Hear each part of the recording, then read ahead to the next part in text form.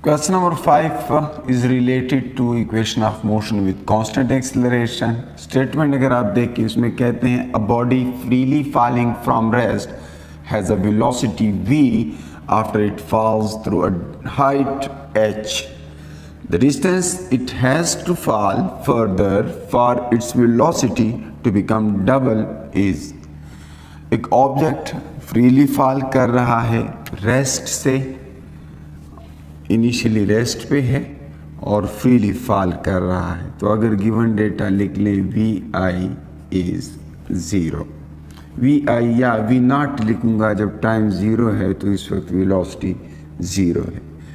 और कहते हैं कि जब ये हाइट h कवर कर लेता है यानी डिस्टेंस h कवर कर लेता है तो उसकी वेलोसिटी हो जाती है v1। इसको कह देता हूँ दैट इज़ v।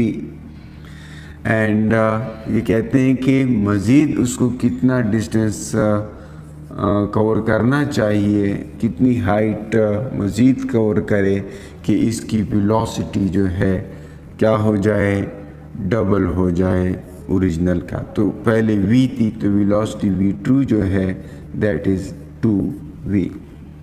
तो इट्स वेरी सिंपल क्वेश्चन। अगर कोई भी ऑब्जेक्ट आप फ्रीली रिलीज़ कर लें अंडर द ग्रेविटी तो उसके बारे में आप जानते हैं।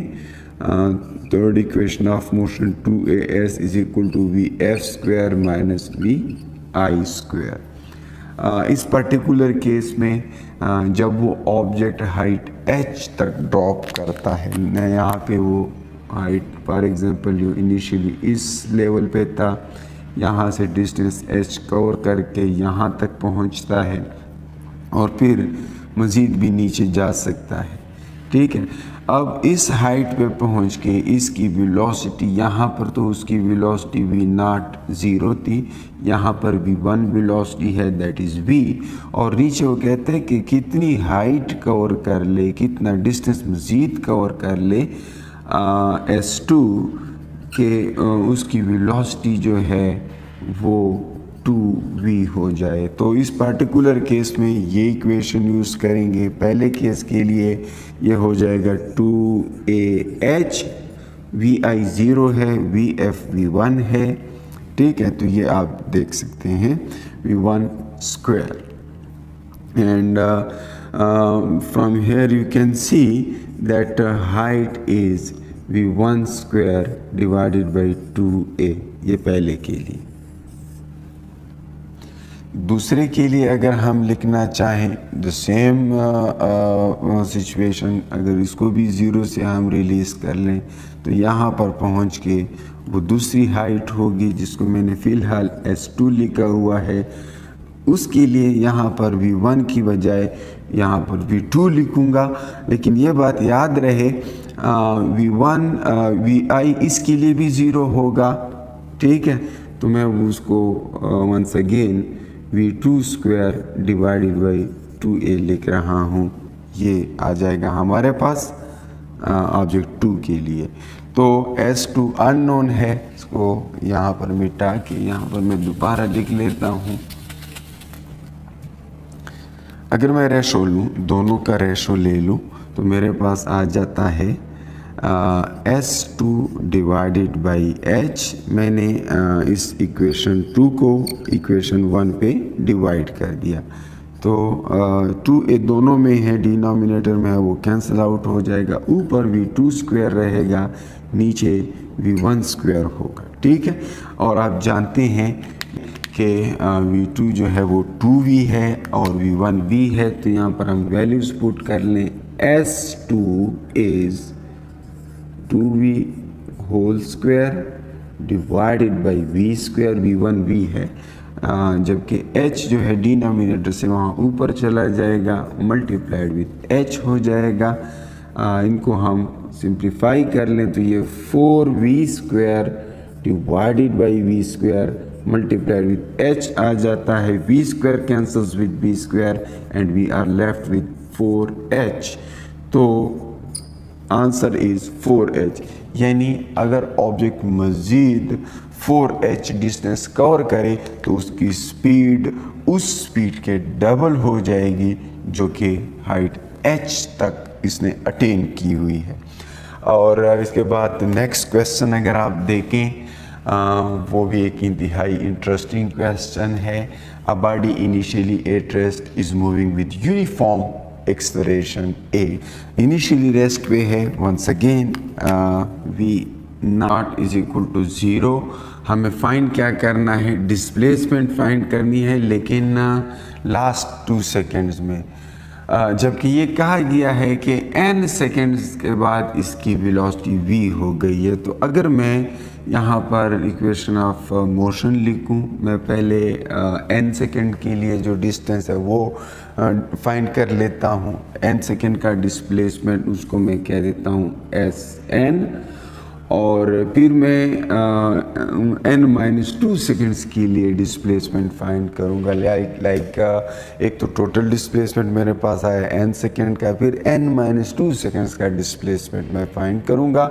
टोटल से n-2 सेकेंड वाला डिस्प्लेसमेंट सब्ट्रैक्ट करेंगे तो लास्ट में जो हमारे पास बच जाएगा that would be displacement of 2 seconds, final 2 seconds. So sn यानी n सेकेंड में जो डिस्प्लेसमेंट कवर हुआ है, इनिशियल वेलोसिटी उसके लिए पहले मैं इस तरह लिख लेता हूँ v i t plus half a t square. Now t is n, तो अगर यहाँ पर पुट भी कर लें वी नॉट 0 है तो पहला पार्ट तो कैंसिल आउट 0 हो जाएगा। दूसरे पार्ट में t की जगह n आ जाएगा, n स्क्वायर लिख लेंगे। सो एस एन यानी n सेकेंड के अंदर जो डिस्प्लेसमेंट कवर हुई है that is half a n square, ये n सेकेंड में है। अब दूसरे केस में जैसा कि मैंने कहा कि हम n-2 सेकेंड यानी उस टोटल टाइम से 2 सेकेंड कम टाइम का जो डिस्प्लेसमेंट है वो देख लेते हैं। s for n-2 time and that हमें n मालूम नहीं है। अगर वो मालूम होता तो फिर तो बड़ा आसान था, यानी 10 सेकेंड मालूम होते, फिर पहले 10 सेकेंड का फाइंड करते, फिर हम उसके बाद 8 सेकेंड का फाइंड कर लेते और 10-8 यानी 10 के डिस्प्लेसमेंट से 8 सेकेंड वाला डिस्प्लेसमेंट सब्ट्रैक्ट कर लेते, आखिरी 2 सेकेंड का आ जाता। लेकिन n-2 के लिए पहला पार्ट उसी तरह हम इस केस में 0 पुट करेंगे obviously, and than half A n की जगह n-2 होल स्क्वायर पुट करूँगा। इसको मैं ओपन कर दूँ तो मेरे पास आ जाता है हाफ ए n square minus 4n plus 4 ए माइनस बी होल स्क्वायर का फार्मूला मैंने ओपन कर लिया है। अब अगर मुझे लास्ट 2 सेकेंड का डिस्प्लेसमेंट चाहिए तो मैं क्या करूँगा, मैं एस एन से क्या सब्ट्रैक्ट करूँगा, s for n-2 and from here I would get half A, दोनों में कॉमन है, कॉमन ले लें, फिर क्या हो जाएगा n स्क्वायर, ये माइनस n स्क्वायर।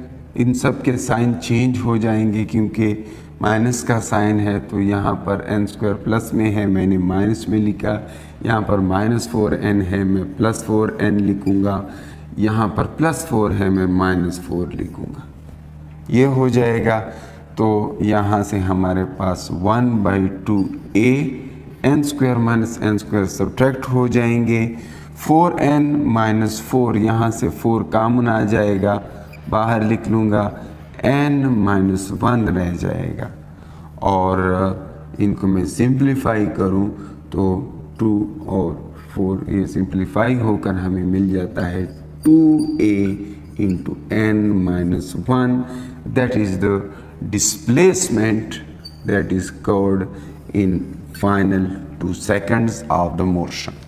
और अगर हमें इसको इन टर्म्स ऑफ वेलोसिटी लिखना है, क्योंकि यहाँ पे वेलोसिटी दी गई है, तो कभी कभी ऑप्शंस में ए की बजाय वेलोसिटी गिवन होता है, तो तब हमने क्या करना है, उसके लिए हम ये करेंगे कि एक्सेलरेशन को इन टर्म्स ऑफ वेलोसिटी लिखेंगे। अब एक्सेलरेशन कैसे कैलकुलेट करते हैं आप जानते हैं, एक्सेलरेशन जो है that is final velocity minus initial velocity divided by time होता है, और टाइम जो है in this particular case is n and initial velocity is 0।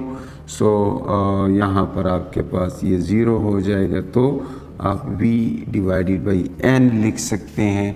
तो अगर आप इसी पर्टिकुलर क्वेश्चन के रिज़ल्ट को इन टर्म्स ऑफ वेलोसिटी लिखना चाहें तो फिर वो इस तरह लिखेंगे कि यहाँ पर displacement is equal to 2v n minus 1 divided by n, इस तरह हो जाएगा। और ये फिर आपका रिज़ल्ट होगा।